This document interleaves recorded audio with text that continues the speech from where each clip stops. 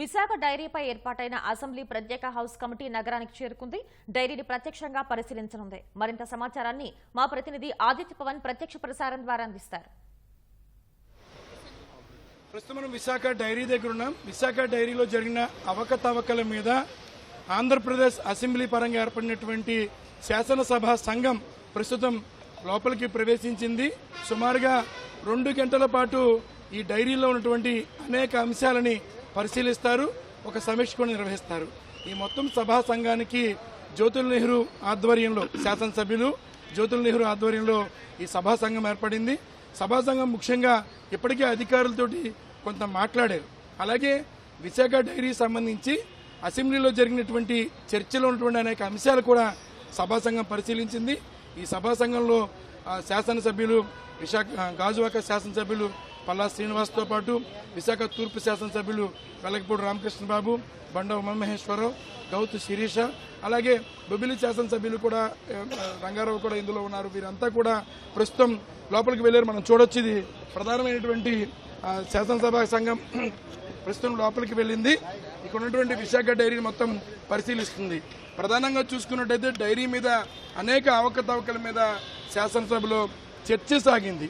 ప్రధానంగా చూసుకున్నట్టయితే 2000 కోట్ల టర్నోవర్తో నడుస్తున్నటువంటి విశాఖ డైరీ ఈరోజు నష్టాల్లో ఉందనేది అసెంబ్లీలో ప్రత్యేకంగా చర్చ జరిగింది.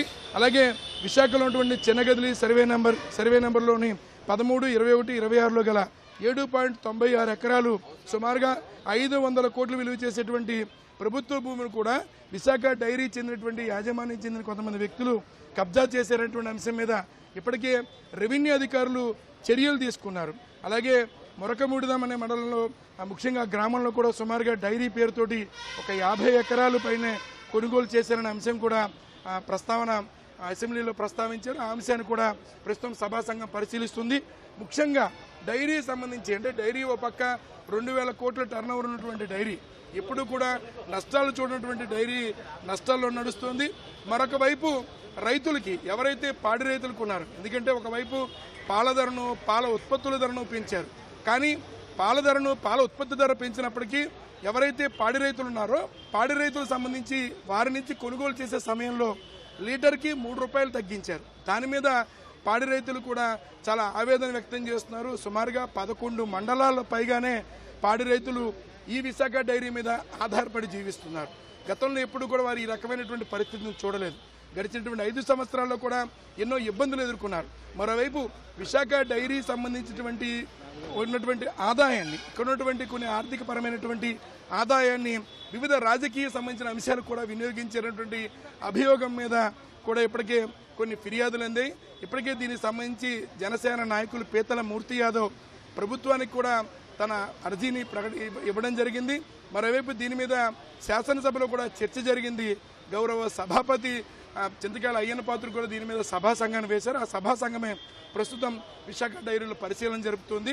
ఎందుకంటే విశాఖ డైరీ కేవలం ఇక్కడ ఉన్నటువంటి మొత్తం విశాఖలో ఉన్నటువంటి పాడి రైతులకు సంబంధించినటువంటి అనేక అభివృద్ధి పరమైనటువంటి కార్యక్రమాలు చేయాల్సింది పాడి రైతులకి అభివృద్ధికి ఇబ్బంది కలిగించే పరిస్థితి వచ్చినటువంటి అంశాన్ని కూడా సభా సంఘం పరిశీలించింది. సభా సంఘంతో రిజిస్ట్రార్ ఇతర అధికారులంతా కూడా ప్రస్తుతం పరిశీలన చేస్తున్నారు. సుమారుగా ఇక్కడ 2 గంటల పాటు సభా సంఘం పూర్తిగా ఈ ప్రాంతాలంతా పరిశీలన చేస్తుంది. పాల ఉత్పత్తి ఎలా జరుగుతుంది, ఎలా పాల సేకరణ చేస్తున్నారు, ఏ ఉత్పత్తుల్ని ఇక్కడ వాటిని వినియోగం తీసుకొస్తున్నారు, అలాగే వీటన్నిటికి సంబంధించినటువంటి ఆర్థికపరమైన అంశాలు, విశాఖ డైరీ ఇప్పటివరకు ఎన్ని ఆస్తులను తీసుకువచ్చింది, అలాగే వీటిని ఏ రకంగా వినియోగిస్తున్నారు. ఎందుకంటే విశాఖ డైరీ సంబంధించి అనేక స్వచ్ఛంద సేవా కార్యక్రమాలు చేయాలి, కానీ ఆ స్వచ్ఛంద సేవా కార్యక్రమాలు జరుగుతున్నాయా లేదా అనేటువంటి అంశాన్ని కూడా సభా సంఘం పరిశీలిస్తుంది. జ్యోతుల్ నెహ్రూ ఆధ్వర్యంలో మిగిలినటువంటి శాసనసభ్యులంతా కూడా ఈ అంశాన్ని పరిశీలిస్తున్నారు. ఇప్పటికే ప్రభుత్వానికి కూడా ఈ మొత్తం విశాఖ డైరీ సంబంధించినటువంటి అనేక ఫిర్యాదులు అందాయి. మరోవైపు విశాఖ డైరీ బయటే పాడి రైతులంతా కూడా తమ నిరసన తెలియజేస్తున్నారు. ఇన్ని సంవత్సరాల్లో ఎప్పుడూ కూడా చూడనటువంటి నష్టాల బాట పట్టేటట్టుగా విశాఖ డైరీని చేశారు.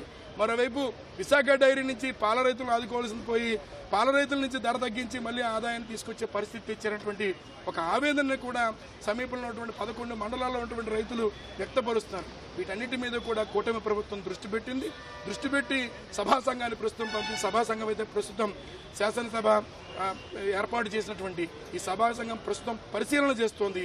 పరిశీలన తర్వాత అనేక విషయాలను అనేక అంశాలను కూడా ప్రస్తావించేటి అవకాశం ఉంది.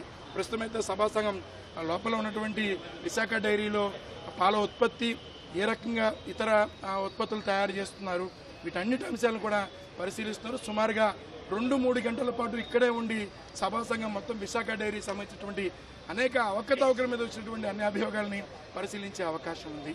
కెమెరా పర్సన్ కె శ్రీనివాస్తో ఆదిత్య పవన్, విశాఖ.